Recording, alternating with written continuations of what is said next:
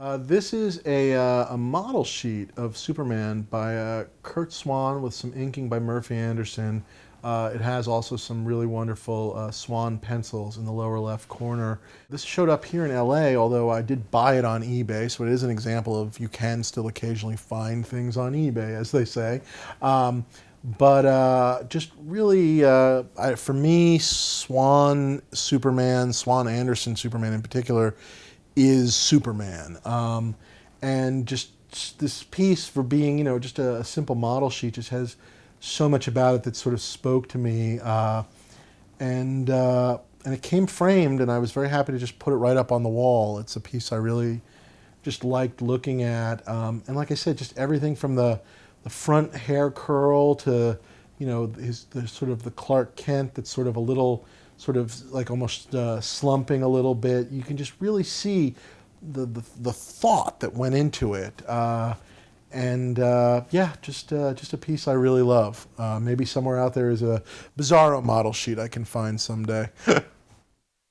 This is the Cap 111 cover by Jim Steranko. Obviously, well, I don't know about obviously, this is not a piece that I read on the stands originally, but somewhere in my early collecting, I got this, I think it's a British reprint. It was a version of this cover with like a yellow, it was like a yellow hardcover. And so this image just always, was from this weird yellow hardcover I had that reprinted a bunch of those stories.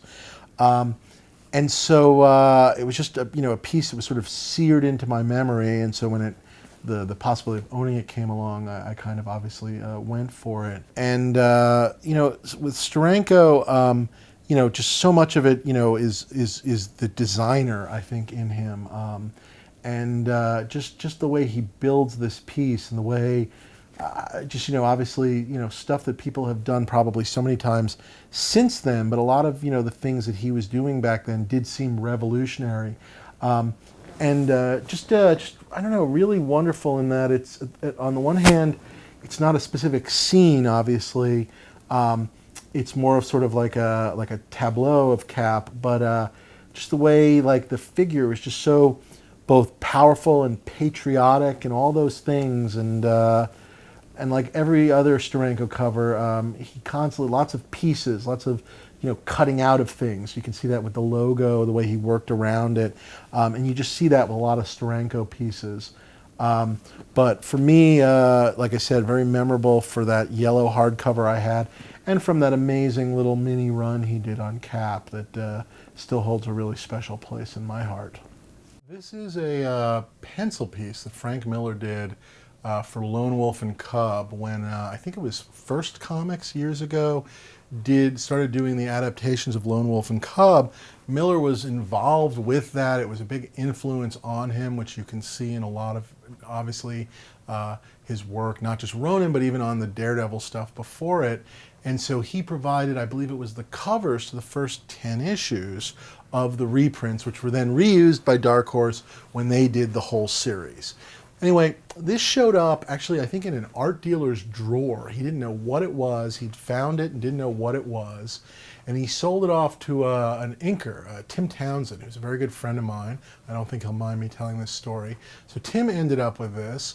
And then Tim and I did a trade. I traded him Travis Charest Wildcats cover of Voodoo, like turning into a lizard girl, I think it was. And so it was one of those great deals where you do a deal with a buddy and you both get something you want. I really loved this piece and was always sort of trying to figure out what the heck it was. And at some point or another, I found that they had done an annual where they had collected all of these stories. But the cover was painted by Bill Sienkiewicz. And you could see that it was sort of the rough pencil, that this was probably the piece that Bill was painting over, but again, it was sort of like, well, what is this thing? And then I discovered that there was a book jacket on it. If you took the book jacket off and you took the Sienkiewicz piece off, you then exposed, they printed the Miller pencils. And that was sort of the mystery of what this piece was. I just loved having a really wonderful example of Frank's finished pencils. Most of the stuff you see by Frank is inked either by himself or obviously by some of his better inkers like Klaus Janson. And I thought this was just a really wonderful piece just to see the power of his pencils when I think arguably he was really like at the top of his game and working on a subject matter that I think he really dug. And I think all of those things come through. So this is a piece that we talked about in the podcast. This was a pencil cover to the Star Wars 7 cover that I guess they started on. And Han and Chewie are in very similar positions to the actual finished cover, but the piece is taking place inside a spaceship of some sort. And they move the cover, so now it takes place sort of outside on a planet with like a wanted sign of them wanted, dead or alive.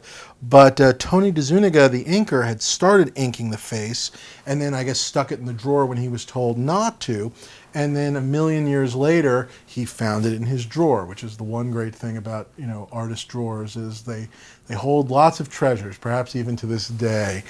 So it was unfinished, and then after I got the piece, I actually asked Tony to do a blue line copy and then ink it sort of modern day, which he did for me, which I thought came out really nice, obviously in his sort of more kind of style that he kind of grew into as opposed to perhaps how he would have inked it back then, but still very fun piece to see Tony sort of take a swing at it. And I was very happy to put, as they say, a little extra money in his pocket for doing that job as well, because I was so happy to have this pencil piece in a world, as we said, where the original to the 7 has never shown itself. And again, a piece I really love.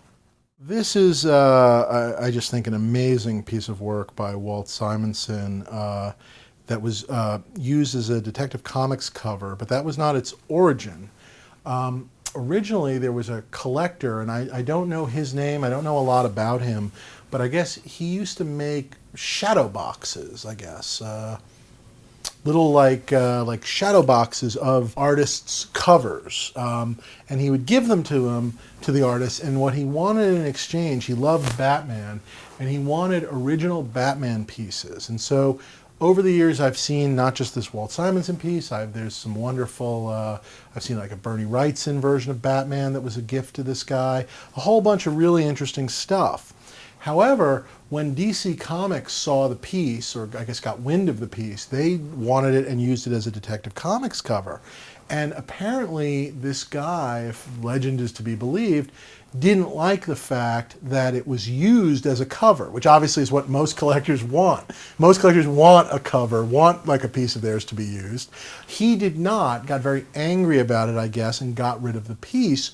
Ended up in a dealer's collection, a dealer by the name of Jim Warden. I hope it's okay. I think he'll be all right with me telling this story. And Jim Warden had it for many, many years, and he loved the piece, and he knew I loved it. And Jim's a bit of a farmer, and I guess one day he needed a new tractor, and so he called me up and said, "Dave, I need a new tractor," and he was willing to sell this piece for whatever at the time the price of a tractor was, which wasn't too bad in the grand scheme of life. And I bought the piece from him, so I always think of this as the tractor piece. And it's always just a fun one to me because it's just sort of, the fact that the guy got rid of it because it was a used piece, and of course it's a used piece that I remember and love, and that's why I, of course, love the piece. And years ago, I was lucky enough to have Walt come over here one night. He and Scott Dunbier and I had dinner, and he came over and he got to see it here, which I kind of got a kick out of. And I think he was somewhat happy, at least. It was sort of in a good collection, so that was nice.